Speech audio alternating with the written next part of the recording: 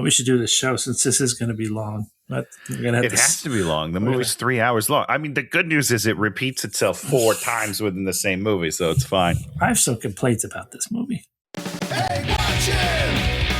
With Dan and Tony! Hey, watch him! With Dan and Tony! It's like watching, yeah! Welcome to Hate Watching with Dan and Tony. I'm Dan. I am Tony. On this show, we watch the movies that most of the people on the planet have already seen, but we give a new take. That is correct. Brand new take. I don't know. I don't think it's a new take. Same old take. Bad movie. Yeah, but nobody else's take is going to have Tony's mouse story worked in seamlessly. That's true. Done seamlessly. Yeah. This is a good pivot. Great job so far. You're killing it. Tony's cut this mouse story that you better hang in for the whole episode. Better strap in, ladies and gentlemen. He could be inserting this great Girl Scout cookie mouse story You're giving all the bits of information now. I don't even need to tell the story. Those are teasers. That's a teaser. So we do the movies that the blockbusters, the knockbusters, the knock-worst-busters. Bratwurst. Did we do that? I'm Dan and you're Tony. Did we do that part? Yeah, you did it. You're doing great. You're doing so good, Dan. I'm proud of you. This week we're doing Avatar 3, Fire and Ash. Yes. So good. It's like the second one, except they sort of shifted the characters almost, but didn't. No, yeah, they didn't. It's pretty much the same.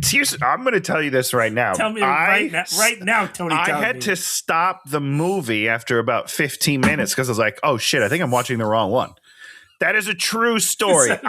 This is not a joke whatsoever. I stopped it. I was like, I think I'm watching the wrong one. Had to Google which name the third one was. I was like, nope, this is it. But I swear to God, this is how the other one starts. I feel like I've seen this movie. Okay, I have one question. Just on that. Do they say Avatar 3, Fire and Ash, or do they say Avatar, Fire and Ash? They say that one. Fire and Ash. So I was like, I don't remember is it water? Is it fire? I don't know where I am in this series. Now, hold on a second. That's what Greenland did that also. Correct. Yeah. Just Greenland migration. But the first one doesn't have a colon. So if there's a colon, that you're watching a sequel. So we've watched Avatar 3, Fire and Ash. Yeah. It's like 3 hours and 17 minutes. It sure is. Only about 7 minutes of credits. I was like, there's got to be 17 minutes of credits on this movie. I was like, sweet. It's really only 3 hours. We're going to have 17 minutes. No. Well, Jimmy doesn't care about the people that worked on this movie. He's like, just make it go really fast. Don't worry about it. That is a short credit roll and a terrible song. Terrible song. The song was terrible. It's so stupid. I don't even know what it was. That's my favorite part of the movie, actually, to be honest with you, because it's so cheesy. It's so stupid. Now, Tony. Yes? Shannon's shutting the door because I'm being too loud. Bye, Shannon. You and I have the thing about making a science fiction movie is you get to tackle big concepts, right? And sure. Star Trek is okay. There's two things. There's Star Wars, which is space fantasies, basically what it is. Battles, very fun. I'm good. You're evil. You're gonna be good, but we'll do a little switch up, and you'll be my dad. Okay, that's fine, right? And you'll be my daddy. And not daddy. Daddy, you're zaddy. And you have rugged individualist Han Solo. I'm in it for the money. I'm in it for the money until I change my mind and come back and save the day. Like as a child, I'm just like, he came back and saved the day. Incredible stuff. Yeah. Then you have Star Trek, which is mostly a TV show where it's like all moral dilemmas. Should we as this advanced race do this thing? Should we do that? But we don't have money and we get to eat whatever food we want. It's like perfect utopian society, but we're still out there doing stuff. So you get to tackle big concepts in a more Star Trek-y world. The biggest of the concepts is save Spock or save the universe, right? Sure. Yeah, you love this stuff. You love it. Because you put yourself in that mindset and you have to think about that. It's like, what would I do? And we all know I would save the universe and Tony would save me. Yeah, my BFF. I'm not gonna go on living with the world without you. Okay, sorry, can't do it. Cue whatever that song is. The Top Gun song. It was a Top Gun song. Danger Zone.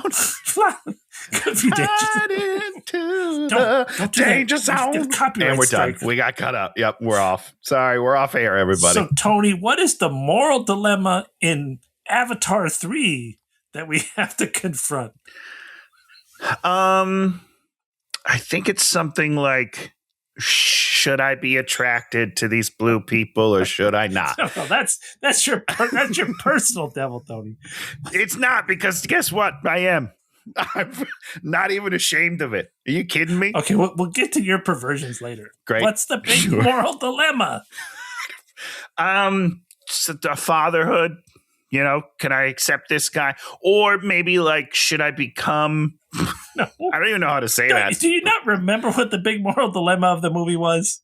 I remember the dilemma of the first one, which is also sort of the dilemma of the second one, and now also sort of the dilemma of the third one, but they've all been watered down now. And now we don't really have a colonization effort. We have the greatest moral dilemma of all.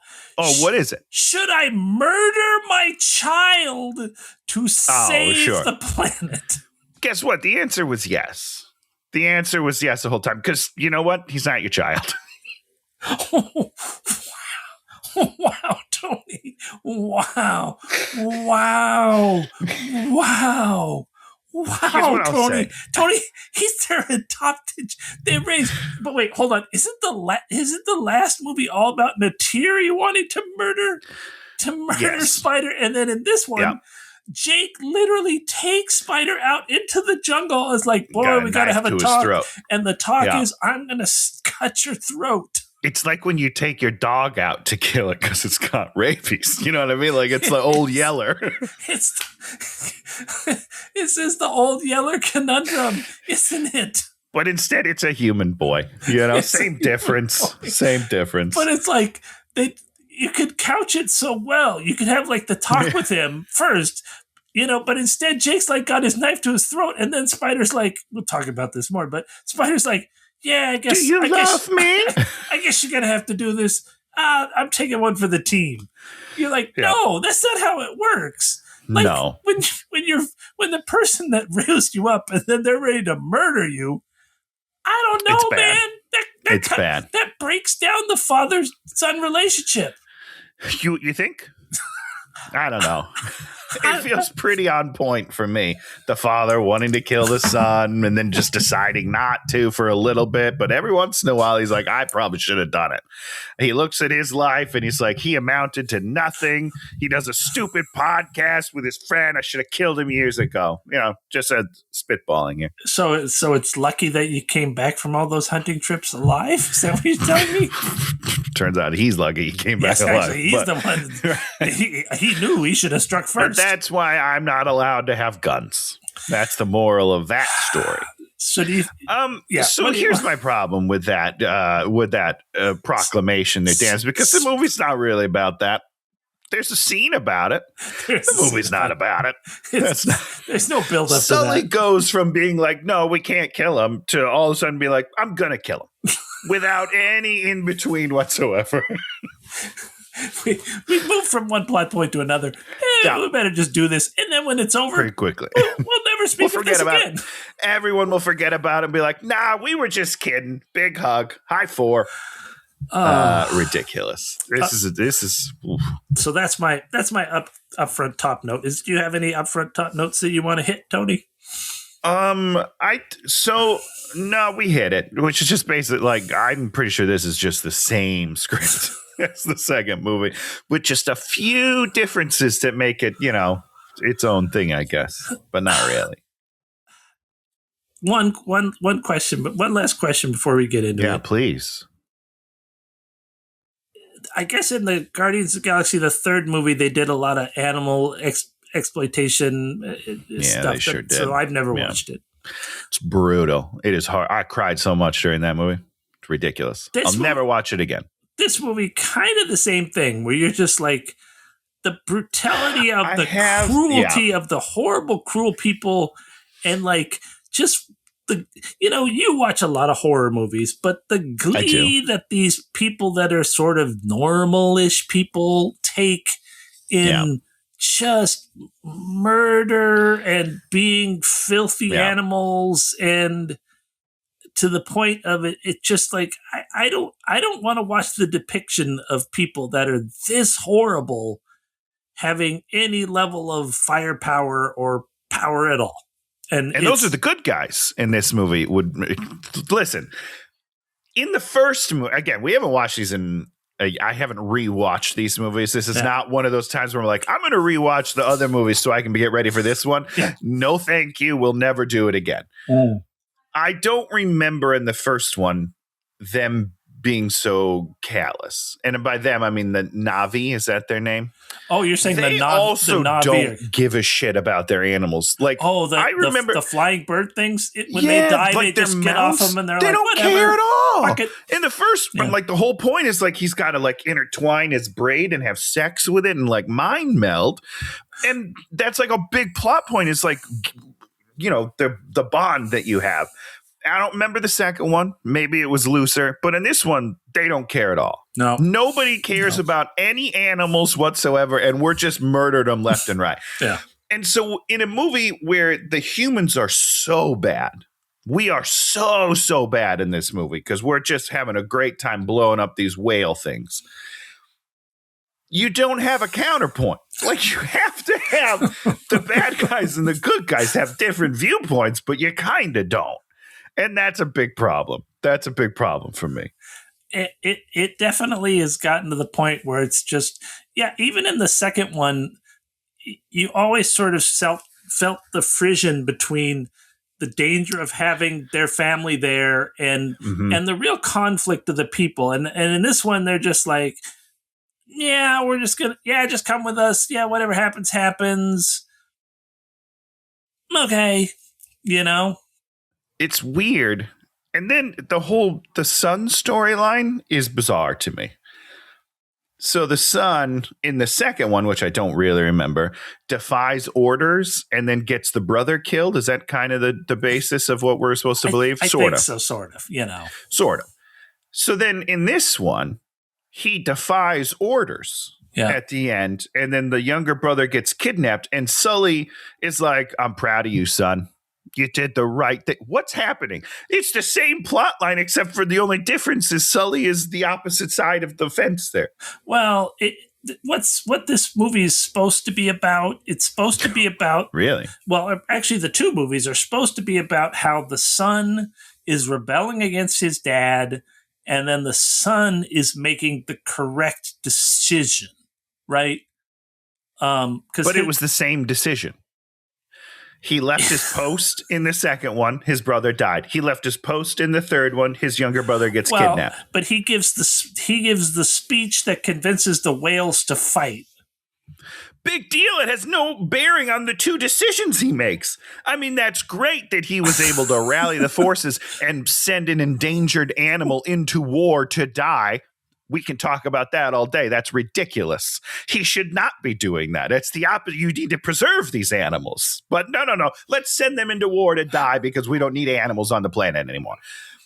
But that's not his crux is in the second one. He defies orders and leaves his post, goes back to get Spider, and then the brother dies. In this one, he leaves his post, goes try to find his sister grandma, combination.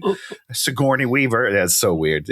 I can't handle it. It's so freaking creepy. It's so freaking creepy. It's creepy. It feels like offensive and dirty. It feels like ugh, I don't want to see this. If I feel that way, it's bad. You know what I mean? Because as you like to point out, I have some depravities, right? So if I'm like, this is icky, you got to get rid of it. You got to change it right now. It's so bad and weird, and we don't. And it's like, no, it's unnecessary. Hire a new person. No reason for it. Yep. If you want to keep her face the same, that's fine. The face is so weird, though. The face is weird, but if it came with a young person's voice, it would be less weird for me. You know what I mean? The face is so ugly. It's like ugly. It's true. Ugly. It's true. Well, I can't be attracted to everyone in the movie, Dan. That's not fair to the one people. The son's girlfriend. She's hot. The water girl. Yeah.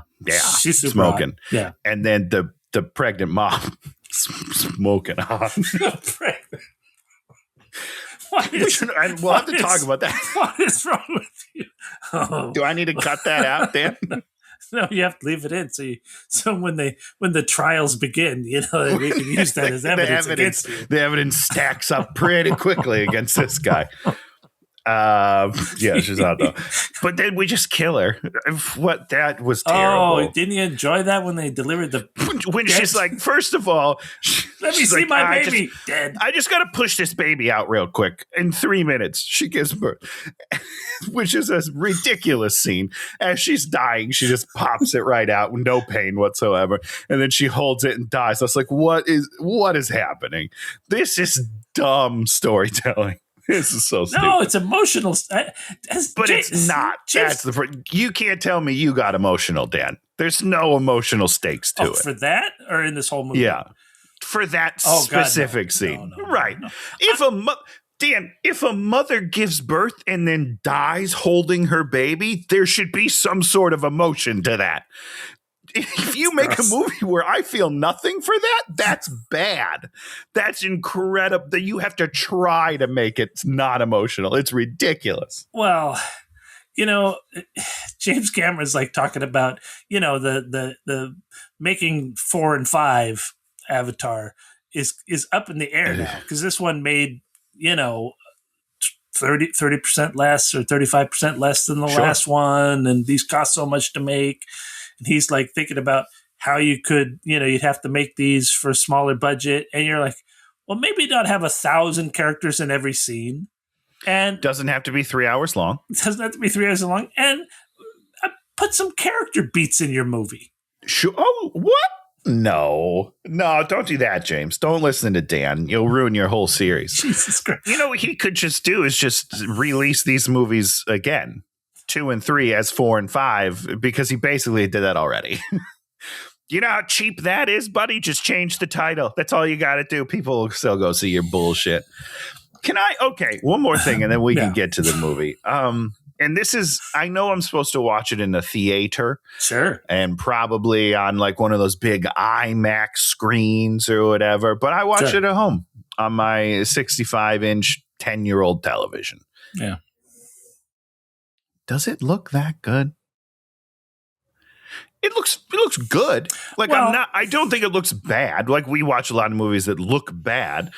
This looks good. Well, the problem when is the first one came out, it was game changing, right? And now it's just kind of like I think people have kind of caught up to you.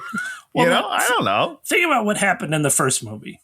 He gets avatared, and then he gets dumped in the forest, and then the two of them have to travel across the forest, and they have adventures, and we meet the forest, and then he has to learn how to fly the wyvern. Yeah, and then he has to fight Quaritch at the end. That's what happens in that movie, basically. Yeah. There's no war. Yeah. There's a guy walking through a world where it's not just like, oh, I'm on one side of the world, now I'm on the other side of the world, and there's 100 balloons that are carrying me there, and there's 1,000 people attacking, and I'm shooting 1,000 machine guns into the air. Yeah. It's like I don't care. I mean, what did I like about this movie? I liked that he was going to murder his own child. I love that. That's great. Good movie making. Because it's insane. Yeah, sure. If you built it up a little bit more, that it's interesting. Yeah. I like the squids. I thought the squids were cool. At the end? Oh, yeah. Well, because there was the one where the kid was running away from the squids, where we introduced the squids. Right. Yep. When he was looking for Pygon. Yeah. He gets attacked by the squids. It's that scene way too short. You're like, make this a scene. Yeah, we'll talk about that scene. I like the squids.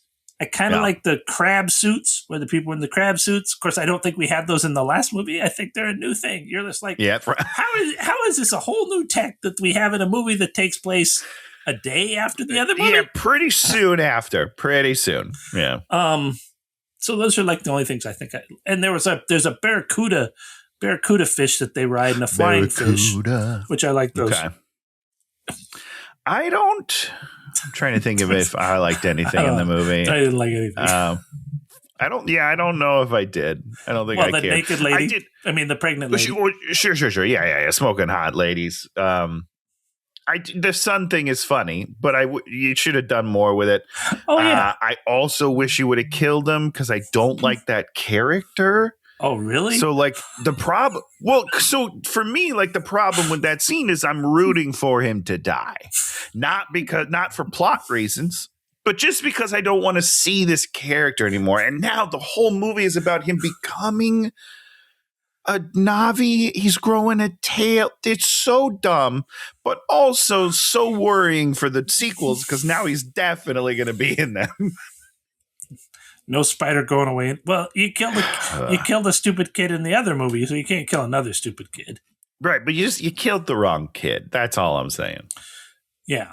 Well, I mean, what they really should have done is they should have phased out Jake and Neytiri in this, and it should have been about the kid. Should have been about his kid. Sure. 100. If this movie was 100% about his kid rebelling against adulthood and going with the young whales, that's an interesting story. But they try and shoehorn it in there by giving the kid like narration at times, and you're just like. Yep. This does not feel like he has earned this narration. You gotta put that kid. That's what the beginning of the movie is him saying, "God damn it, this is not cool. You guys, it should be the exiling of Pygon or whatever his name is, Pygao." Yeah, P is right. It starts with a P. You got that part. And then the whale gets exiled. He has to go and find the fucking whale. And then they go on some whale adventures, and then his friends, he calls his friends. They come and they find some big thing that the whale can wield against the bad guys, and then the whale, that's not what happens. No, we introduce the fire people, and then the fire people are just like, she's hot too, pun intended. I expected her to be much hotter. Okay, all right.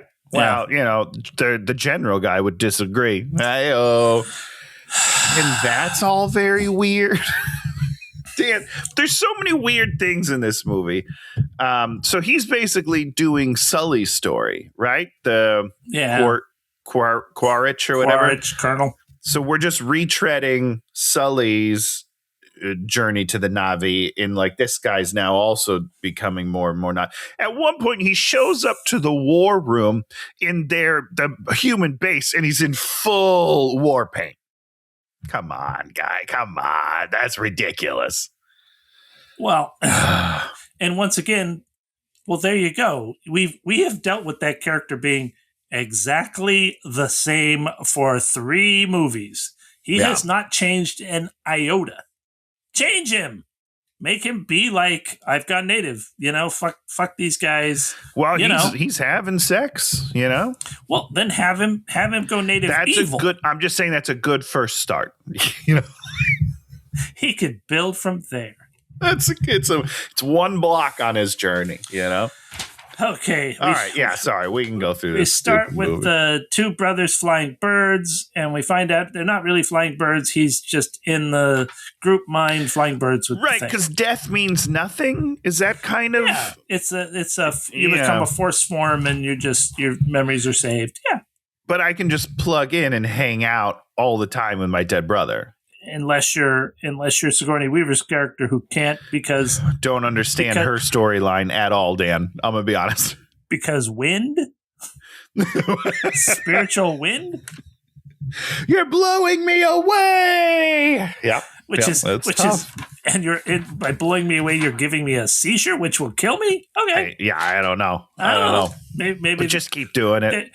They're going to take 5 movies to finally explain what that's about. Oh, movie 5. Yeah. Well, you see. No, pass.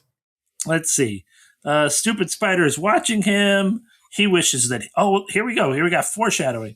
Spider says, I wish I could go in there and see all the ancestros.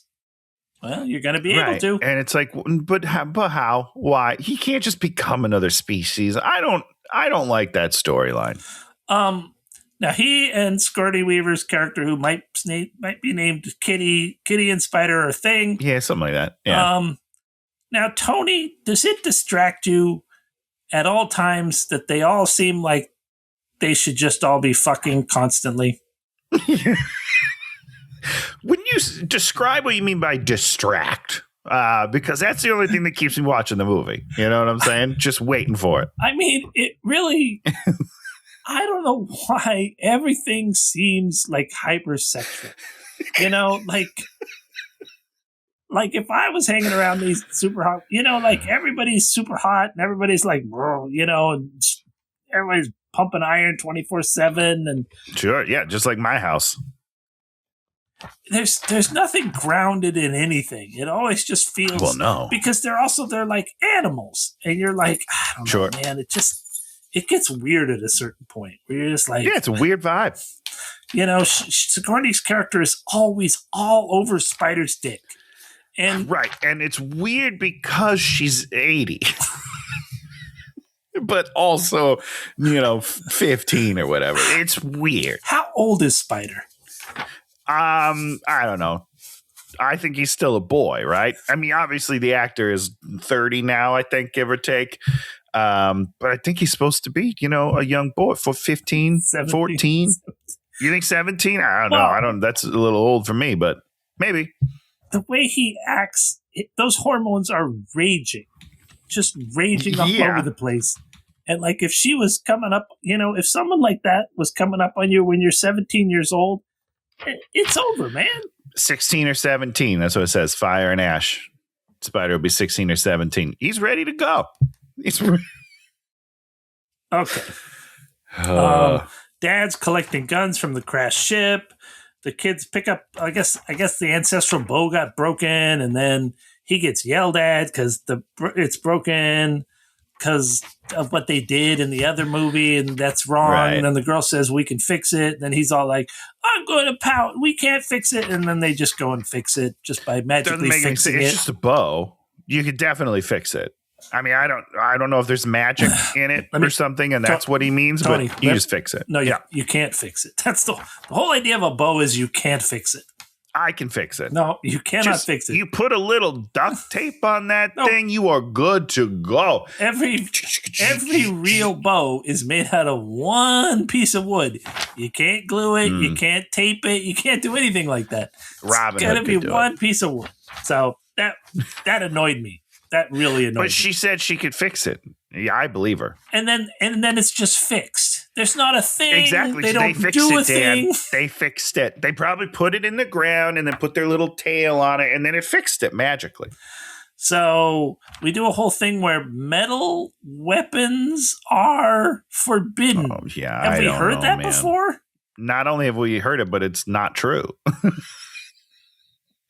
It's not true at all, from what I can tell. And they're all like, so Jake rides the big bird, which in this movie didn't seem effective in any way, shape, or form. It didn't mean anything. Yeah. And then he's like, when you ride the beast, you become the beast. Nope. That doesn't, I don't even understand what he's saying there. He kills more people with the machine gun in his hands than he does while he's riding some beautiful creature.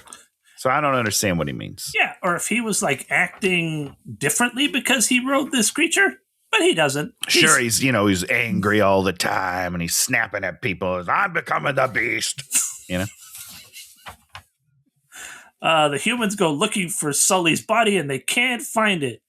And then Quaritch is like, give me a ship. I'll go find him. Quaritch. Quaritch. They want to fix the bow. And then he and Natiri fight because he got to have guns, and she's all like, "Oh, I have my faith," and he's like, "You have family. Right. Your faith doesn't matter," or something. Right. It's confusing to me a little bit because, again, the first movie is like him learning the ways of the Na'vi. And then at the end, I feel like he's like fully embraced the Na'vi. I thought that was kind of like the story, but now he's like fully human. Like it feels, you know what I mean? Yeah. He's gone the complete other way, and he's like, your beliefs are stupid, blue girl. You're an idiot. We gotta do war the war way. Right. What? That's the opposite. That's the opposite of the whole point of the first movie, I thought. I don't know. The kids are still playing with PyCon, even though he's an outcast. We have a thing where Spider has a mask because he needs air to live. Right. Which is crazy that so you're trusting this one mask that could just break, but they have two of them, and then his mask malfunctions, and he is dying and just suffocating. Doesn't wake up. Is asleep. Nope. Listen, as somebody with a little sleep apnea, it happens, okay? Yeah, but hold on. Doesn't your sleep apnea machine bother you sometimes? I lied. I don't have a machine. I probably should get one. I'm a bad snorer, and sometimes I wake up and I do this. Yeah. Yeah, just that. I do exactly that. Yeah. So the wind traders show up, who are people that sail on the winds, and they're going to give them Spider to go to his own kind, I guess. I don't know. Yeah, what is that? What do you mean?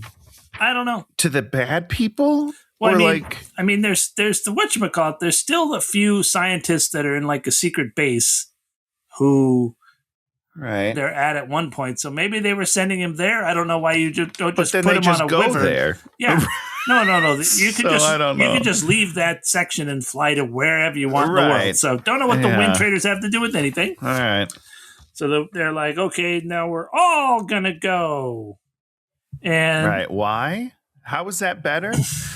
They all seem to think that this is a better idea because they're all like, wait, we can't get rid of him. And then Sully's like, but what if we drop him off? And they're like, that's better. You're right. That's better. Go. Everybody go with the wind traders. Why is that better? I don't know. How's it different? And the wind traders is like, sure, just come along. Because he made a big point about, he's like, well, I guess we could take one, but that's it. And then 8 people show up and he's like, we said one. He's like, well, we won't do anything bad. He's like, okay, come on in. What are you talking about? So the colonel and the bad forces, they instantly spot them on there. But before they can do anything, the wind traders get attacked by the fire and ash people. Now, this is the first time we've met these people. Don't we think that they would have attacked something previously? If this is, I'm confused. What do you mean? Well, so we're on a floating ship, and then we just get attacked by these people who we've never met before. Why have we never met them before if they just are attacking things, you know? Well, they're like banditos, you know? It's like until you go close to the border, you don't have to face the banditos. Okay, so it's a location. It's a geolocation thing. Okay. Yeah. I don't know. It's just weird. And you're just like, I don't know. Yeah. There's no reason for their attack except we want to introduce a new bad character. And so, what are they going after? Cargo or something? No, because they don't really they just take blow anything. It. They just blow it. They just want to kill everything because they're angry. Because I don't know what the witch queen of the fire people, she just hates everybody. So she just wants to kill, I guess. They want to kill. She just loves burning things. Yeah. So there's a big fight. Nahiri and her sort of fight. Nahiri just gets her ass kicked. Mm-hmm. This movie big time. Has what you call situational power. What that means is sometimes somebody's the best, and then in the next scene, you decide that the other person is the best, or one team is the best, or your team. It just goes back and forth and back and forth. I think part of the problem, Dan, is that everyone complains now and makes fun of when we do training montages, but that solves those issues every time. You know, just put in a 2-minute training montage and we're like, yep, she's going to come back and kick some ass. I don't know why people don't like them. Yeah. Well, they do sort of. She has like a healing montage in this where she pulls a bow. Where she can now finally use a bow again. That's not the same thing. She's not going to be. She's not even back to her normal. She's not even back to 100%. She's got to get to 110%, to win. And she already got bested. So like how That's what I'm saying. Yeah, she's at 80% and she's going to go back and just kick some ass. It doesn't make any sense. Doesn't make any sense. Yeah. Boom, boom, boom. The family crashes, but they live. But Spider's mask is having problems. And the bad guys, what they do is they cut the braids of the other people. It's like scalping. It is. I didn't like this. This was the most emotional thing in the movie for me. Like that was tough to watch. I didn't like it. There is a level of racism in this movie. A level? I would argue it's a very high level, just for the record. And at a certain point, you sit here and you're like, okay, so James Cameron is mapping Native Americans onto these people, but sort of, and in a sense, by bringing in Jake, he's polluted them.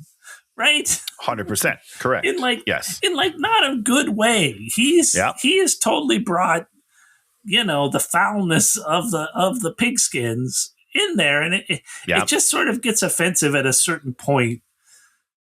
I don't know. Yeah. It gets weird. Yeah, it is. It's all weird. If this was about the first movie is mostly about the idea that we're there to, except when they start like bulldozing things and killing the big trees. Right. You're like, can't we just make this about discovery and trying to understand this world as opposed to everything just being shit on? Or at least, we do live in a world where there is a balance of power, right? Where things swing one direction, then they swing the other direction. And waiting for that swing, baby. And the pigskins, the humans, there's no mitigating factor to them. Correct. Yeah. And so there's no delicate balance in this movie. It's just like war is the only thing that there can be, and murder is the only thing that could be a solution, as opposed to, I don't know. I'm trying to think of a movie where there is governmental interaction, where there are. I mean, actually, the Dune movies are exactly that, and that's what I don't watch those movies. I know you did, but the idea in the Dune movies is that they're exploiting the place, but the Fremen live out in the desert, and we set up very, very specifically why you can't destroy the Fremen. You can't just march out there and blow them up, because you can't blow up the world, because the world is valuable, and it sets up a real tension between what's going on, where the Fremen can still do their thing, but the bad guys can still do their thing. And, the conflicts are these smaller conflicts that actually mean something. This thing, it's like, well, we're going to have 10,000 forces come, which is our entire forces, and they're going to fight against everyone. And then everything's just going to bash against each other, and then there's just going to be a bunch of dead bodies, and nothing will be resolved. And there's nothing that can actually happen, right? Yeah. There could just be more people thrown into the combat. And you're like, I'm tired of the escalation of combat. In the first movie, they fought one-on-one, and that was your big combat. This thing, he's like, if we had 10,000 people, then it would actually mean something. No, it means nothing. What? It means nothing. Yeah. That's me being angry. The good news is that you can pretty easily just become a Na'vi. So I just do that. I don't understand why nobody's doing that. Oh. You know what I mean? We can put people in fake Na'vi bodies, right? We can now just put someone in the ground and they become a Na'vi. We got all sorts of ways to fix this conflict now. Yeah. So everybody's now on the ground. They're all running in different direction. The family's one place. Nateri is one place. Jake is one place. The family finds the river. They jump in the river, and they're hiding in the river. The colonel comes and instantaneously finds Jake, instantaneously takes Jake prisoner. Yes. Without a fight. Quite easily. Without a fight. Yeah, it's super easy. Super easy. Yeah.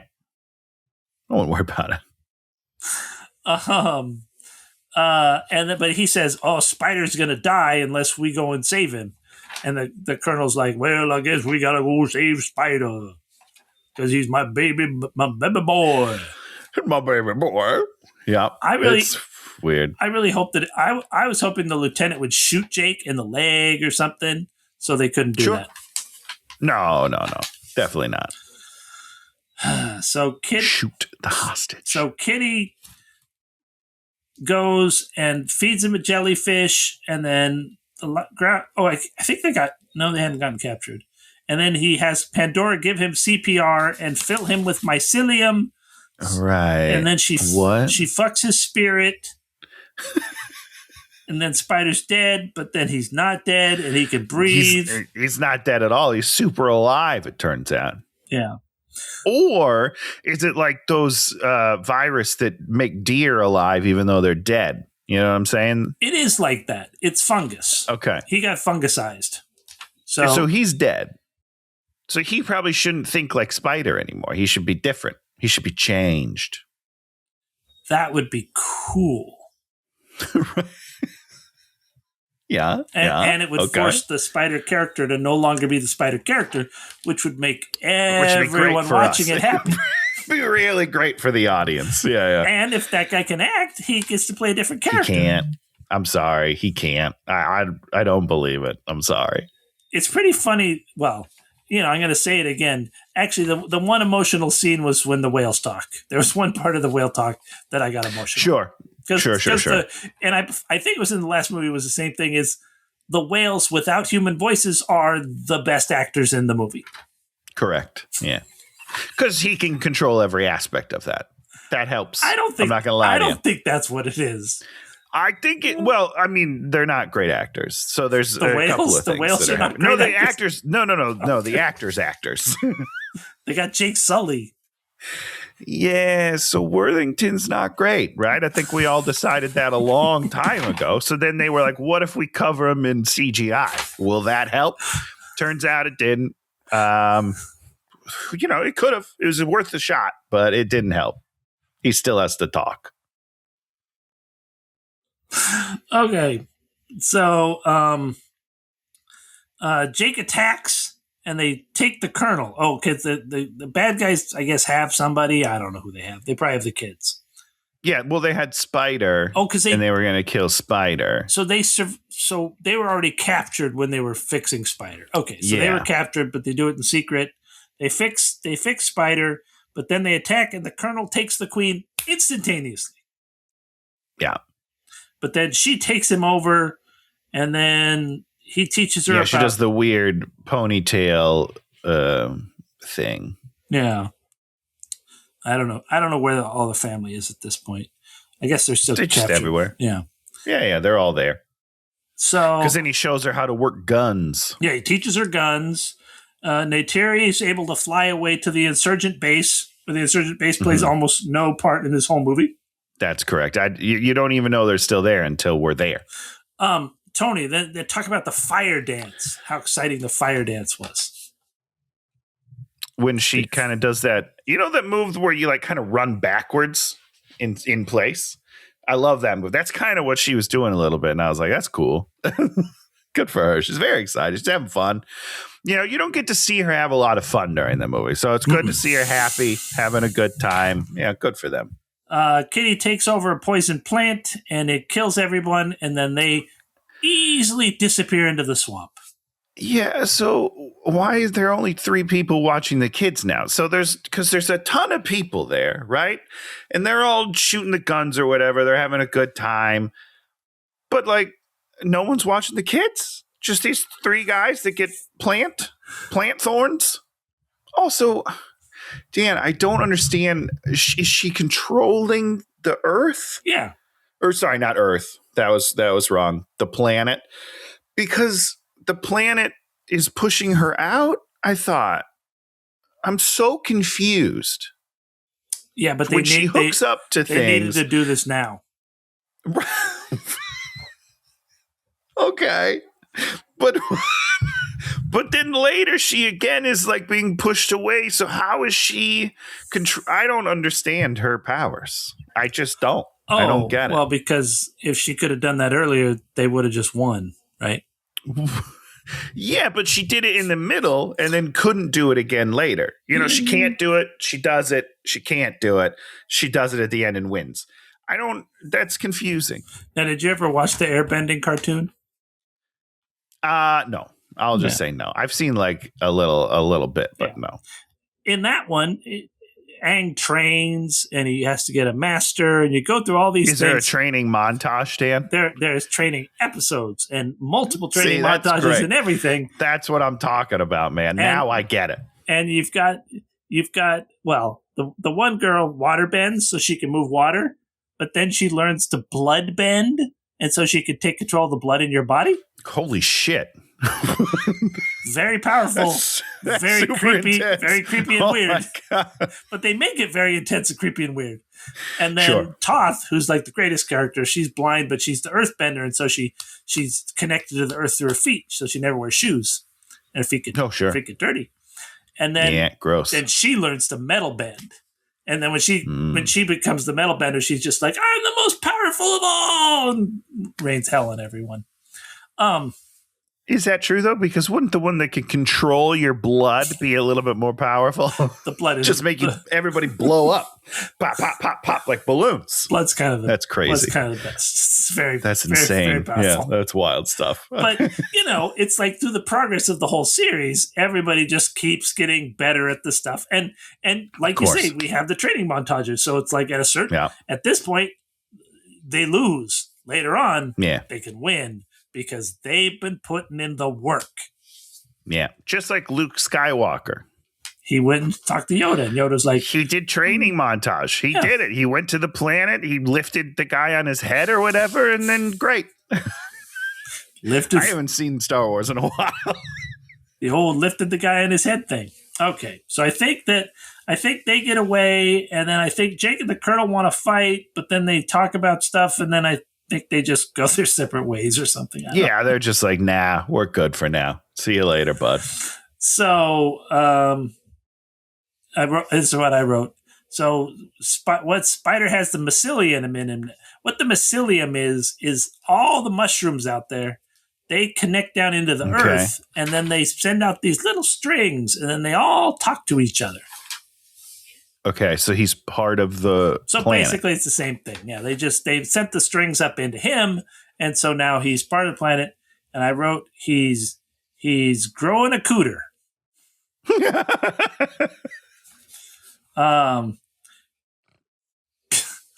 Funny lines. I wrote a funny joke. It was a good line, Dan. Kitty tries to visit the Great Mother, and then she gets blown out by wind.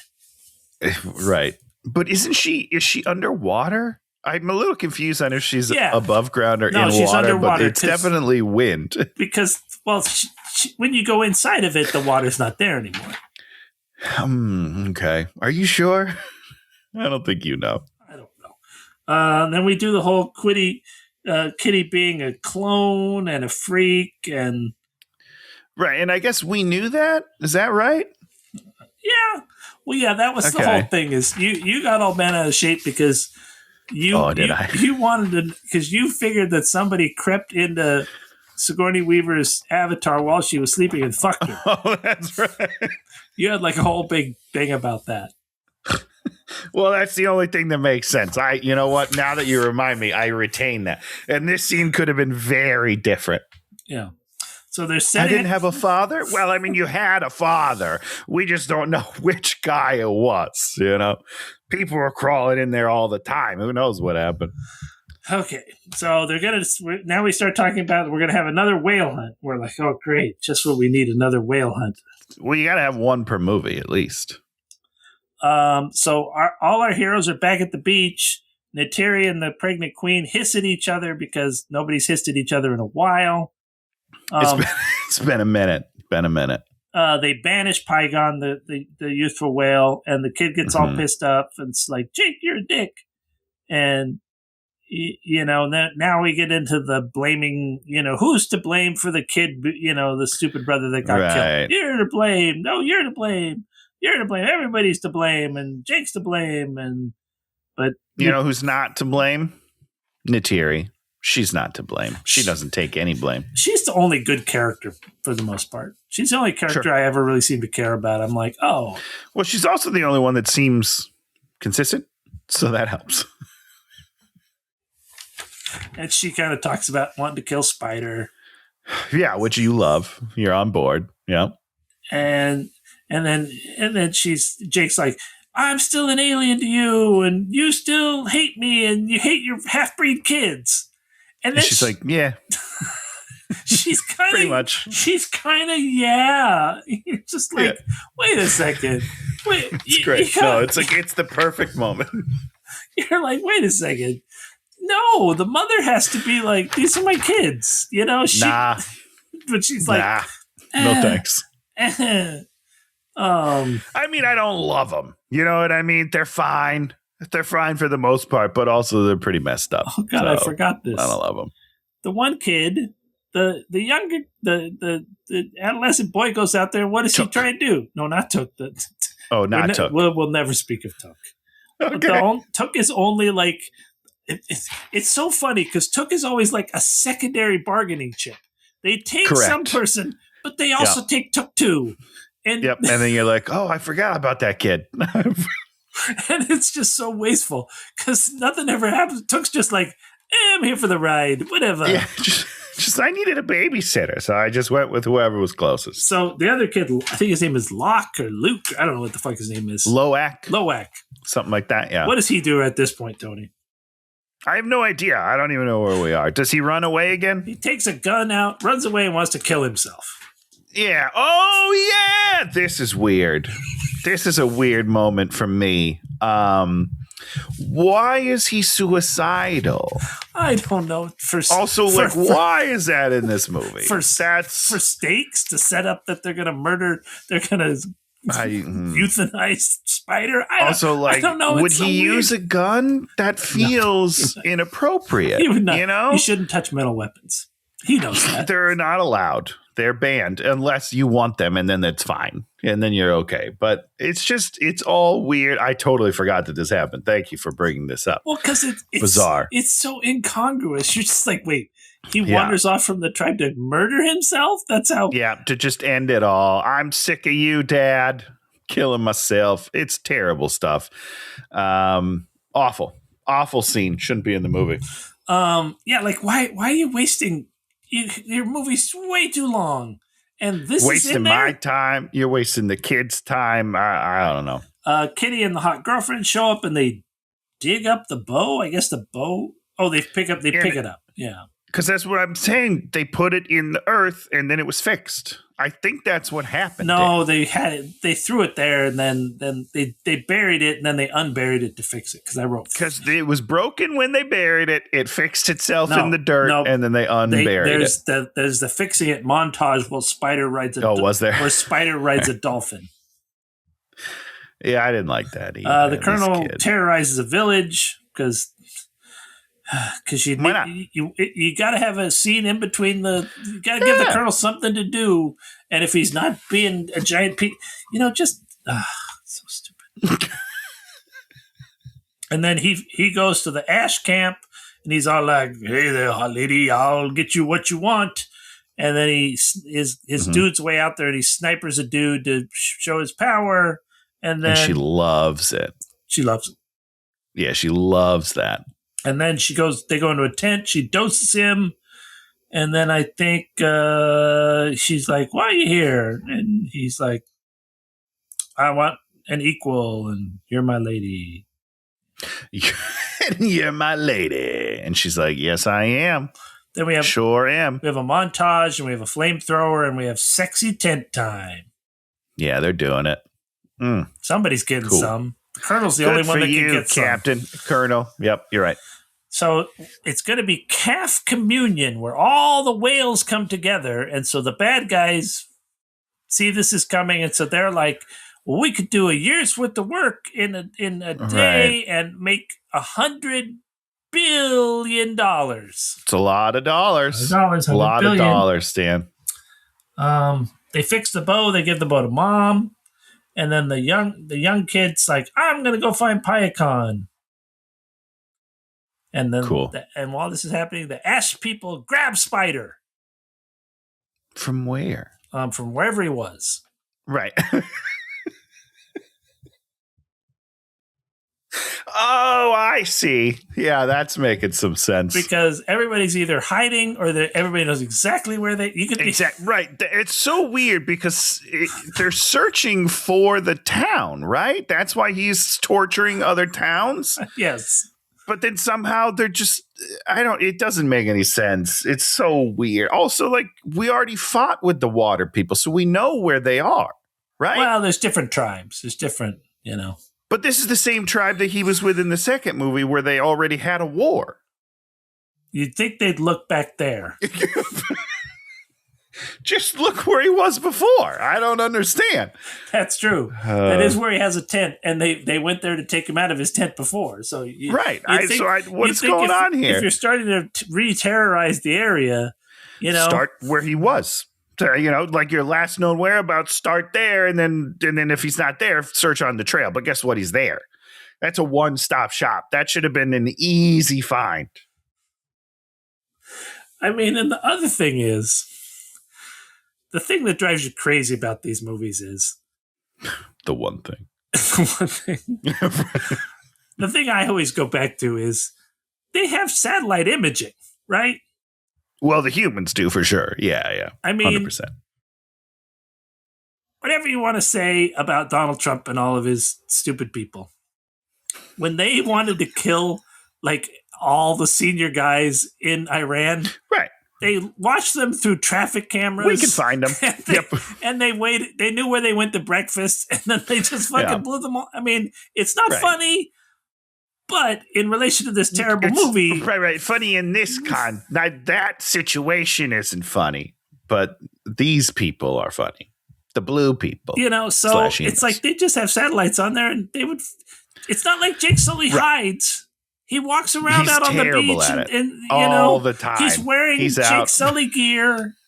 He's not, probably just yelling his own name. I'm Jake Sully. And speaking of and Osama bin Laden, you know why they never found Osama bin Laden, or why it was so hard? He was in a house with roofs, and he never went out. That's right. Because you know how they're going to find you. He knew what was going on. Yep. And there were no cell phones. There were no telephones in there. Everything got brought in there. And I mean, so that's what you have to do. You have to actually, and you'd buy it more, because then this would become a movie, right? It wouldn't be them playing in the ocean because the ocean's great. No, you guys are insurgents, and that's supposed to mean something. Okay, Tony. You know what time it is? Are you quitting? No, it's intermission. Intermission. And what are we going to do in intermission? What are we going to do in intermission? Do I get to tell my story? Yeah, tell you about the story. Great. All right. This was not a seamless transition. I don't know how we were going to fit in mice into this. Because it's during the intermission. During the intermission. Everybody take 5. Come back in about 4 minutes when the story's over. You see, so I woke up the other day at like 5:15 in the morning, and I came out here. We have two stories in our little condo. So I come out here and I was doing some work, and I heard some rustling downstairs, and it sounded like somebody was like moving my plastic curtain things, whatever those are called. And so I was like, "Oh shit! I think someone's in this house right now." Your blinds, my blinds. Thank you. Did I say plastic curtains? Plastic curtain things. You mean blinds? That's worth the admission to this story alone. Yeah. Plastic curtains, everybody. So I start freaking out. So I go grab my baseball bat, and I start slinking downstairs, and I'm looking around. I was like, no one's in my living room. And then I noticed that the sound was actually coming from the kitchen, and what it is plastic, like squeaking plastic, like. I was like, what is going on? And then it dawns on me. I was like, oh my God, my Samoas are on the counter. I think something is getting into my cookie. So I go into a blind rage because I wait all year for these Girl Scout cookies, Dan, and I haven't had them yet. It's a closed package on my counter waiting for me. When did this happen? When did this happen? This was last week. This week. So they've been sitting. Girl Scouts. No. So I just got them. So we shipped. We had my buddy who has a daughter. He had leftover cookies, and I was like, "Ship me them. I'll pay you right now." Got it. So he sent me 3 boxes of cookies. They're all in the trash now because of mice. So I'm seeing red. So I run into the kitchen, I turn on the lights, and I start smacking my baseball bat around the counter, and I can't find nothing. But I look, and my cookies are like this. The entire side of the package shredded out, and these cookies are gone.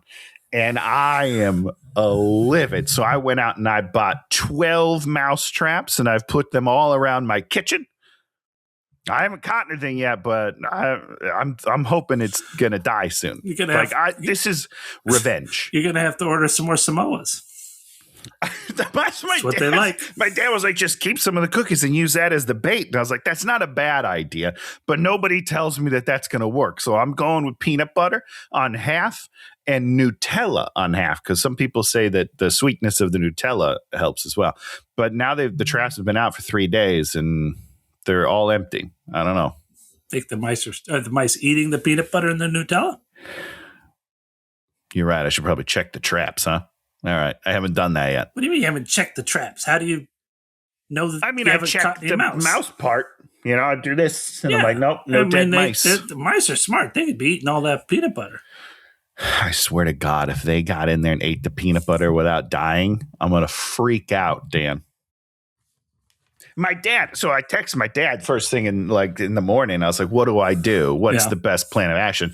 And he's like, well, you can get some non-kill traps and do it like the nice way. And I was like, hold the phone, Pops. They ate my Girl Scout cookies. I want blood. So I went and got all kill traps. Come at me, internet. I don't even care. They're all death traps downstairs. Well, they probably moved up. I'm mad, they probably dude. moved upstairs. I hope not. That's where I am right now. Okay, so fire people have got Spider. The Sky people are going to move on the Sea people. Jake's going to the Sky people move on. So the Sky people know where Jake is now. They go there and they're like, give us Jake Sully, give us Jake Sully. Yeah. And the wife. And then Jake comes out and he's like, you can't take my wife because then we'll fight. And they just take Jake Sully. They're like, that's good enough. Yeah, which is fine. Like, why do you need the wife anyhow, bud? Yeah. Doesn't matter. So here we go. Okay, this was crazy. So now we go to the base. The base is also like an oil refinery. Yeah, that's fine. So here come a bunch of Banshee riders into the airspace of the base, and they're all like, oh, they all start freaking out. And then it turns out that they're the colonel comes, they're allies, not hostiles. And you're like, huh? They would have already known this. Right. Right? This isn't a surprise to them. No. He went out and made some friends, and then he brought them back to him. And he would have told everybody. And you would think so. Because if the commander of the base didn't want them on there, they wouldn't be on there. So she cannot be surprised that they are coming. That is correct. Yeah. Then we have a nice montage of testing Spider and putting him on a treadmill. You probably like that when they put him on a treadmill. Didn't you like that part? Like the Tom Cruise in Top Gun Maverick. They put Tom Cruise on one of those things, So Loak has gone to search for Pygon. He's out there. He's by himself. But then we see his friends right across from him. Right. But he doesn't know they're there. And then he's not very smart. Attacked and chased by the squids. And then the junior whales all have to save him. Right. Is that how you work arrest? Something bad happening, you show that his friends are there to save him. Well, yeah, you don't want people to be like, where did they come from? So you got to show them that they're there the whole time. Keeps it simple. Less questions. You know what I mean? You don't want, here's the thing, right, Dan? So let's say we don't know they're there and he's in trouble. You might be nervous. You might be like, uh-oh, there's some peril in this movie. We don't want you to feel that way. We don't want you to ever think that anything could be wrong. We don't want anything bad to happen. It's okay. His friends are there, guys. Don't worry about it. I want to talk a little bit about sound design now. Oh, wow. Okay. Talk to me. What do you got? He is fighting these squids, and he pulls out a knife. Yeah. Underwater. Yeah. What noise do you think a knife makes underwater when it clangs? Same as it does. Same as it does when you rub two knives together. Cling, cling, cling, cling, cling, cling. That is the noise the knife makes underwater. That's right.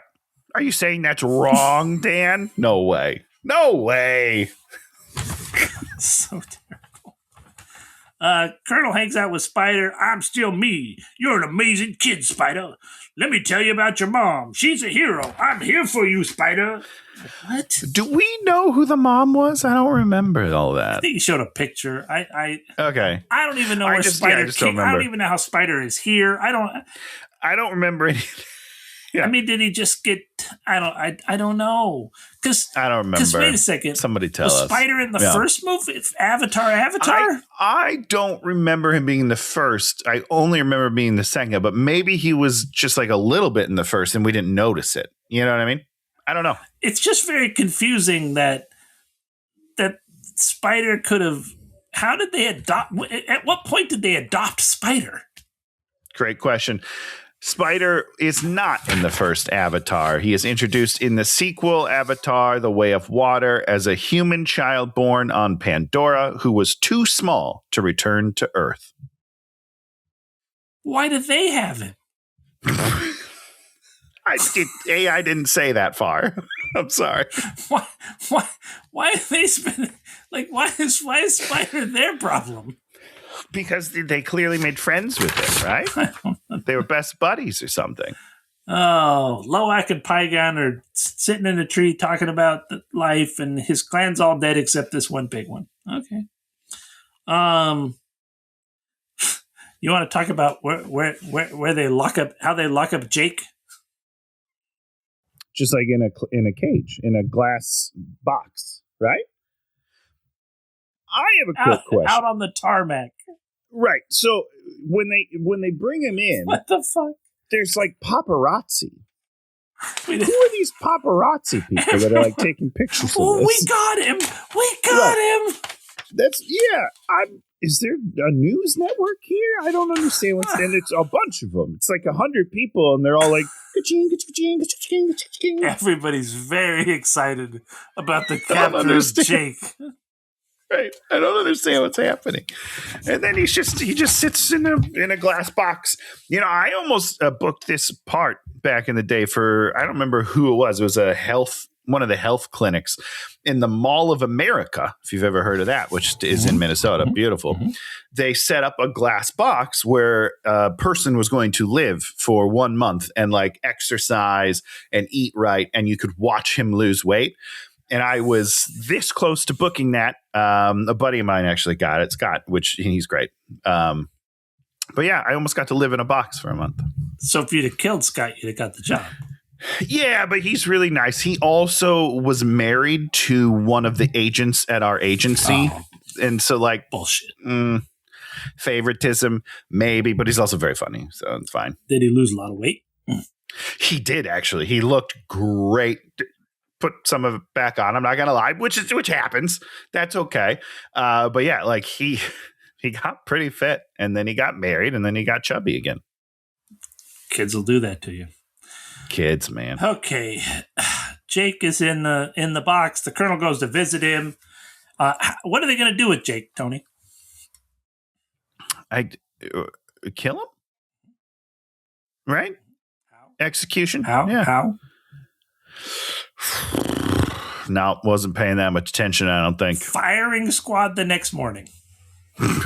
No, you're right. I do remember that. Never, because he said somebody wants your heart, and then he's like, but I'm going to go old school. Firing squad, right? Isn't that what happened? I think so. I just was like, just the whole idea of like, just kill, just kill him. Just get it over with. Yeah. There's no reason to capture him, put him on display, and then kill him tomorrow. You don't need anything from him. You don't need any information from him. You're not intimidating anybody by keeping, like what? I don't. Here's what you do. Pop, pop, pop. Saw, saw, saw. And then you hold the head up to the media. You're like, look, I got him. And then everybody still claps and takes their pictures, and then you're done. Game over. Okay. Naturi goes and gets weapons. Spider escapes, of course. Naturi steals one of the transponders.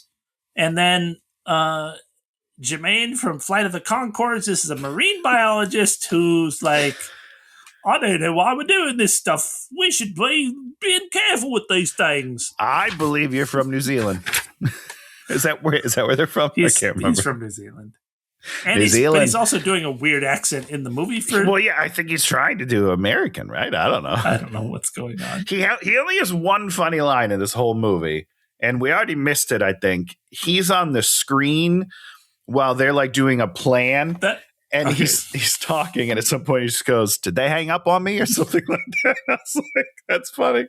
My favorite thing was after Spider escapes, on these big video billboards, they're like, looking for this man, Spider. Sure. What are you talking about? I don't know. There's like a whole civilization that we don't get to see, I guess. I'm kind of bummed. So now Naturi has the transponder. She flies in there and just starts blowing shit the fuck up. Hell yeah. It was just chaos. I love it.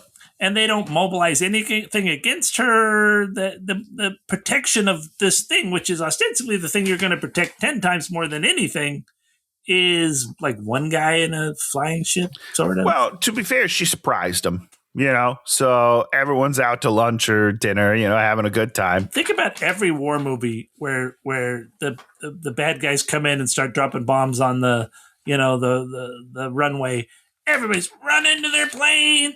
There's all these great things that you do in these situations, right? Where you scramble people and you do stuff that's not just like endless chases through all the dumb things. Okay, whatever. So the marine biologist gets a tractor and he runs it into the thing and then he backs it up. Which I love. He's in reverse. Oh, is he in reverse? Yeah, he's just in reverse. Oh, that's funny. Yeah, I love it. And then Jake runs under it so they can't shoot him. And then eventually he gets out. And we don't even see what happens to the marine biologist. We don't goes a different way. So he's fine, Guess so. He's definitely alive, right? And then Spider shows up right when they've got Jake pinned down. And they're like, take the shot. And Spider's like, you can't shoot because if you shoot me, you need me. Because they need Spider because he's science. The Spider has the mycelium in him, and if they could figure out the mycelium, then all the humans could come and live on the planet. But aren't they already? Because there were a bunch of media people, Dan, back when he captured Sully. Hundreds of people. Yeah. What are they doing? Are we sure they're not already living here? Well, they can live there and enjoy themselves. Oh, okay. Instead of always being like, I can't breathe very good. Yeah. Got it. What are you going to do? Shoot me? And then Terry shoots the gunship. And what happens after that, Tony?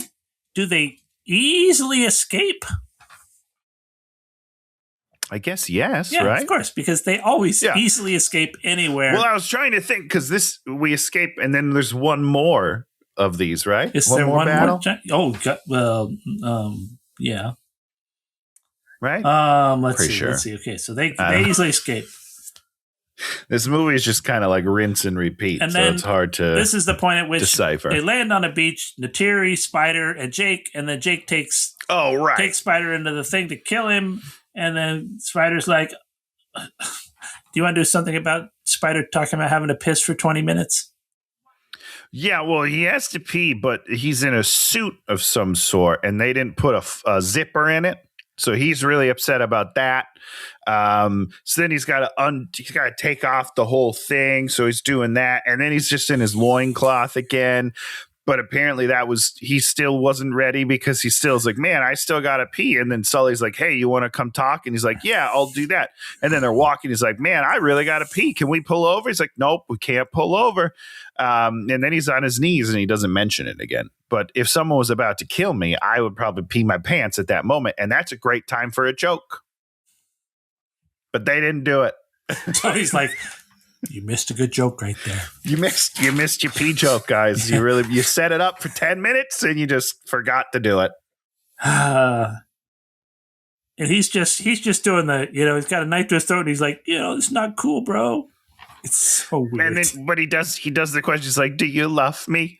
And he's like, with all my heart, slice and dice.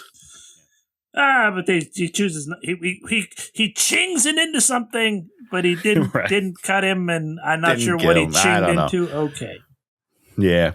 So this is the point at which Jake has to go and get the big bird because they need the big bird, and he flies down with the big bird, and everybody bows, and then all the clans unite. So because behind the big bird, and now the whales have formed a big circle, and then. I guess when the whales form a circle, there's the big energy thing. I didn't understand the big energy thing. I don't know where the sky beam came from. I was hoping you were going to be able to tell me, but I did write down it's been a while since we've seen a sky beam, so really? I appreciate James Cameron bringing that back. We've had a sky beam before. Not in Avatar, just in movies in general. I feel like we've kind of gotten away from using the third act sky beam. What are you talking? I'm glad we're bringing it back. What is the third act sky beam? Like Avengers had a sky beam that was blowing stuff up. Superman at one point had a sky beam that's blowing stuff up. They use these sky beams as like a big threat sort of thing. And we kind of got away from it. I haven't seen it in a few years. So I'm glad we brought one back and didn't explain it at all. It's good. Okay, there it is. It's good. So now we have the Council of Whales, and then his stupid kid gets up and he's all like, what we should do? We should fight.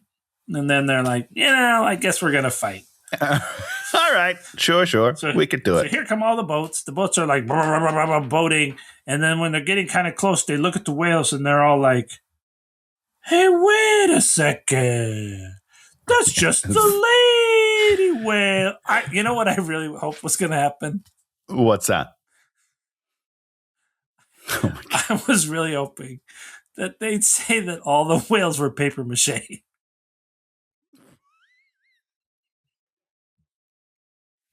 They're all fake whales. Fooled you. They like go to like catch one. It just crumbles in the net. Like, whoa, what the hell? What's going on here? It's made out of paper. That's what I really wanted. I wanted them to be paper mache. That's what it made this the now that's what I want too. Now I wish that's what would have happened. It's not though, Dan. They didn't do that. So all the male whales attack. So this is my second favorite line in the movie. Yeah. We'll get to my favorite line very soon. Wow, we are running out of real estate, Tony. I know. It's all happening in this final battle. Okay. But this guy, the whales are like coming at him and he's like, whoa, what's going on? And then the lady comes over the comments. She's like, I thought they weren't aggressive. He's like, well, they're usually not. And we've only been hunting them for the whole movie. So who would have thought that at some point they would fight back? I'm so confused. It's just some of the dumbest dialogue I've ever heard in my entire life. I'm going to tell you what I thought was going to happen in this movie. Please. And you're aside from paper mache. You're going to say, Dan, you're an idiot. I really thought that the male whales were just going to destroy everything. And then that was going to be this whole scene. This scene was going to be... They just destroy all the human beings, and then we have a personal fight somehow between whoever somewhere else that isn't this big war. But no, that is not a thing you could do because now here come the Ash Riders, and then they destroy everyone, and then we've gotten to the point where because 100 of them flew out of the sky, they've swung it 100% back to the humans. Yeah. That is correct. Yeah, they won. And so Kitty's going to have to go and get the Great Mother to do that. And this is my favorite part of the movie. Continue. And in classic James Cameron. Now, whenever it goes from night to day, James Cameron has this one shot that looks like an actual sun, like looks real. Yeah. And then we cut back to CGI land, and we're like, this doesn't seem like the same world. It doesn't match. The colors don't match. Nothing matches. Yep. But he loves this one shot. And once again, we're drifting into night, and we're just like, why does, because the other one in the other movie was day, drifted into night exactly when we got to the second half of the battle. Because they take a long time. I don't know if you've ever been in a battle before, but they take a long time, hours even. Okay, what we gonna? Did you have your favorite line? Well, no. So she's talking to Mama, and she has help from all her friends, because she can't do it alone. So all of the kids also join in. All the kids go in there. Spider's helping. It's great. Yeah, it's lovely. And then the guys are all about to the humans are about to shoot all the whales, who have now, instead of attacking, have just circled up, which I didn't totally understand. Like, you were just kicking some major ass, whales. Why would you then just stop and bunch up? Don't understand it. But they're all together, and the guy's like, take off your safeties. Safety's off. Get ready to fire. And then she talks to the mom, and the octopuses come and start circling the kids. And a guy underwater in a little ship is like, hold your fire. Hold your fire. We've got a situation underwater. There's more fish than we thought. Hold your fire. I lost my mind. First of all, why would you hold your fire? Just shoot. Just shoot. You got the fish in a barrel. Just shoot. But he's like, wait, more fish are showing up. Let's stop. Let's wait until they get more numbers. Dumbest thing I've ever seen in my life. The squid show up. The squid are great. The squid are great. They're totally hilarious. Yeah. They're totally wonderful. Big squid attack. Here's my favorite line. This is what Spider says. That's right, buttholes.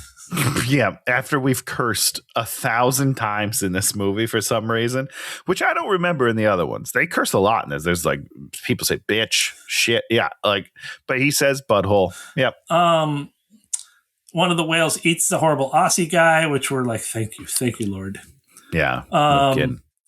Then we have the classic fight on the deck of a ship. Spider's on the deck. Kitty's captured by the witch. The Colonel flies off with Spider. They catch, I guess, to fight the Queen. I don't know. Spider shoots Quaritch. I don't know. I guess the witch. What's going on? You trailed off. I get so frustrated at a certain point. My notes just don't make any sense. So I guess Neytiri and the witch fight, and Neytiri wins. Is that what happens? No. So the witch wins. Neytiri's on the ground, and then Sigourney Weaver, child, comes up and attaches her ponytail. Oh, she ponytails to the witch, and she out ponytails her, and then the witch just runs away. Oh yeah, they just let her leave. Just let her run away. Yep. Because that there's no way that'll ever come back to haunt you, right? You just killed her entire tribe. It's fine. I won't worry about it. We end up flying. Oh, yeah.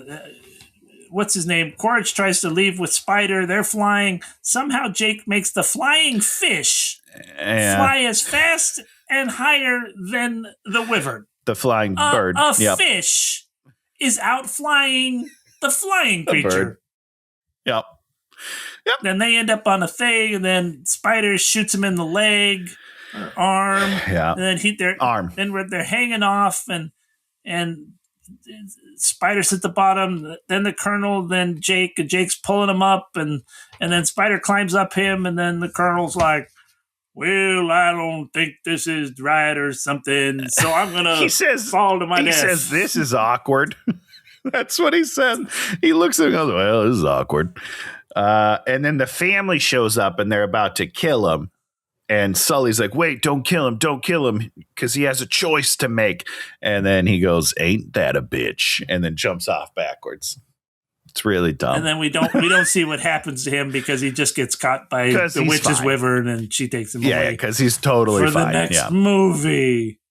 Yep. And then we have a bunch of voiceovers about the Great Mother and this, that, and the other thing. And they all go to like some sort of dead person ceremony to welcome in Spider. Yep. He gets to go meet Sigourney Weaver, real human. I'm very confused. Yeah, so he goes inside the Great Mother and sees everybody that's dead, and is all like, "I'm not part of this family. I don't have to be with Quaritch. He's not my dad."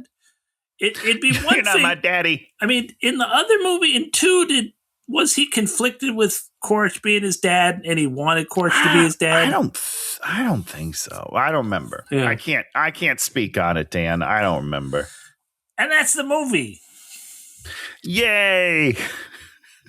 It's like kids wanted to commit suicide, wanted to murder their children. Yeah, these are not real stakes. You have to work so hard to earn stakes like that.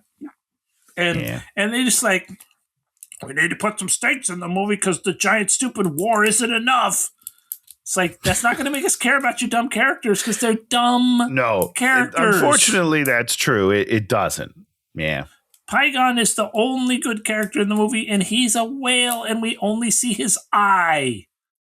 Yeah, and the other one doesn't have an eye. Ooh. Oh, the big one that was still the other whale, the only other whale left or something? Yeah.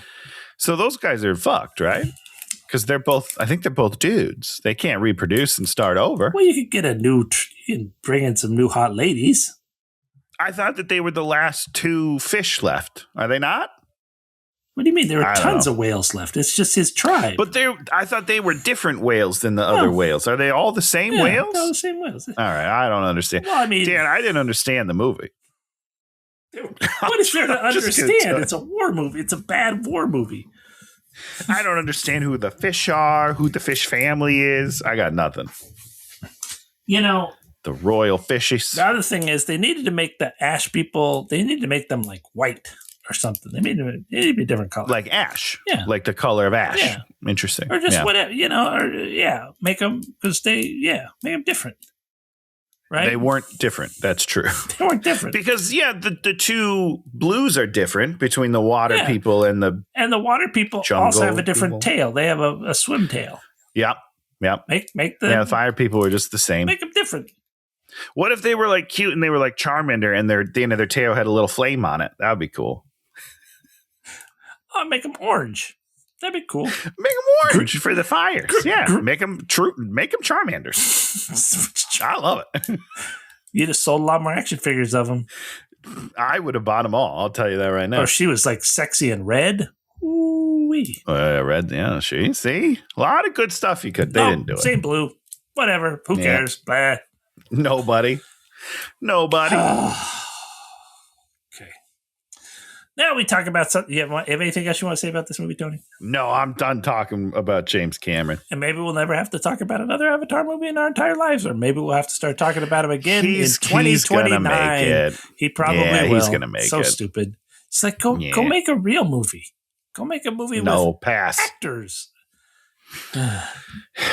There's a funny in Entourage, he's making James Cameron's Aquaman. Oh, okay. Yeah. And there's like a funny little scene where he's talking to Eric, the character Eric, and Eric's like, wow, this looks so good because they're on a blue screen and they're doing all the CGI. And he's like, pretty soon you're not going to need actors. And James Cameron turns around and he's like, in 5 years, we won't, Eric. And I was like, yeah, he's doing these. He's doing it. It's just funny. He doesn't, I think maybe he hates actors, Well, considering the people he hires. I watched the new 28 Years Later, The Bone Temple, which is the second, and hopefully they'll make the third. So good. So you watch the Avatar, and then you watch a real movie, and you're like, sure. Oh, look, there's actors, and they're doing acting, and you don't know what's going to happen, and people that are terrible for reasons that you understand. I like to be confuddled, That's what I like. Well, luckily that's not a word. Is it not? Are you sure? Confuddled? You can confuddled. Be befuddled or confounded, but you can't be. But what happens when you're both? You gotta be confuddled. You know what I'm saying? Well, do it, Tony. Do what you gotta do. I watched about. Yeah, do you? I watched about half of the new Wicked movie. not as good as the first one. The songs are much worse. Yeah. They're just I don't, I was never, I never listened to this music, but I enjoyed the songs in the first one. And I thought they were moving and they got you going when you want. This one, the songs are like, they seem very short and they don't seem to go anywhere. And did you watch it? Did you watch? No, we haven't. Like I bought it and we just never watched it. Yeah. Yeah. Her sister is terrible and SpongeBob is terrible. It's not SpongeBob. Good. Yeah. SpongeBob is in it. Have you seen the new SpongeBob movie? No. I'd like to see that. I haven't Thanks, seen Tony. it either, but that's on my list. It's on my list. What do you watch, Tony? You got me on this James Marsden kick now. Oh, good. So we watched his new movie, Mike and Nick and Alice, with him and Vince Vaughn and what's her name? Elsa Gonzalez. Is that her name? I don't know. Should have looked that up before I just started talking. Elsa Gonzalez. Yep, nailed it. Those are the three. It's super fun. It's weird. It's kooky. It's funny. It's like an action comedy, time travel. My God. Mob boss movie. It's fun. Tony's dream. I had a great time. I loved it. It's very weird, but it's good. It's good. Naomi did not enjoy it, but I enjoyed it a good deal. And also James Marsden's great. He's great. I just love him so much. I want him to play be in like a buddy cop movie, but they don't have to be cops because cops are troublesome now. But like a buddy action movie. I think he'd be really good at it. They do occasionally. He's very funny. He's very attractive. There it is. I know. Get him in. What was that Jason Momoa movie that we loved? The franchise. Get him in the sequel of that. Yeah, put him in there. Yeah, make him a dirty cop even, or a non-dirty cop. I'll watch it. Sexy dirty, cop. Exactly. Bit of both. Okay, Tony, we need to come back to planet Earth. We're going. That's right. So we're back to your choice, even though it's been like 3 weeks since we've been choosing. But the floor is yours, Dan. Bad decisions. I'm going to tell you that the year is 2013. 2013. What a year! I think. I'm going to tell you the name of the. Now you don't even know. I'm going to tell you the name of the movie and see if you have ever heard of it or can name the star of the movie. It has a fun game. Very bad title. A very bad title. Very generic title. Dark Crimes. I was waiting for a third word. That's it. That's all you get. Dark Crimes. I have absolutely no idea. Sean Penn. No. No. Shoot. Oh boy, Gerard Butler. We do too many Gerard Butler movies. It's not going to be Gerard Butler. An actor that doesn't do movies like Dark Crimes. What does that mean? I don't know what that means. Jack Black. Closer. Is this Steve Zahn movie again? No, it's a Jim Carrey movie. What? Are you sure? I don't think that's right, Dan. I think it is right. Okay, so first of all, it's 2016. 2016. Not 2013. So I totally would have gotten it then. No, you're right. Dark Crime. He's got a beard. Okay. This doesn't seem right. Uh-oh. He's got bad scores, Dan. It has bad scores? Yeah, it's got bad scores. People were expecting something very different from Jim Carrey? 0% on Rotten Tomatoes critic score, 32% audience score, and that's just going to be people that love Jim Carrey and don't care what the movie is or haven't seen it. Okay, well, this should be interesting. All right, here we go. Let's beat up on a comedian because we always say comedians are the best actors. And they usually and now is he alive? Is he locked in a cabin somewhere where now he's got a clone out in the world? We don't know. We don't know what's going on with Jim Carrey. I think it's like just like he's probably like an investigator, and there's something bad happened, something like that. One of those dumb. Oh, interesting. One of those kind of dumb movies. Well, Tony, are you sure? He looks so serious, and it says, read the plot. What does the plot say? It takes a dark mind to solve a twisted crime. Yeah. He's trying to do that because Robin Williams was in that movie Insomnia right? Is that the one? Yep, I remember that. Yeah, that's everybody wants. Every comedian wants to be able to do that. Where you're in a movie like that because he plays the killer, I think, in that movie. He sure does. Like I had a Photoshop or whatever, right? Al Pacino going after him. I think Al Pacino. They all want to play that dark role, and Robin was very good at acting all over the place. Well, he was very talented. He's a very talented man. Yeah. Lots of demons, lots of problems, but yeah, I mean, who doesn't? Incredibly talented man. Okay, if you like what you see, give us a subscription, give us a thumbs up, leave us a comment. Yeah, and we get our button. I survived Avatar 3. Avatar 3. We should make buttons. Actually, you're right. That'd be fun. You should be handing those out when you walk out of that theater. Ooh, I love it. Ooh. But just us. We'll just be at the doors handing them out, not part of the actual movie for you. No. You'll love it.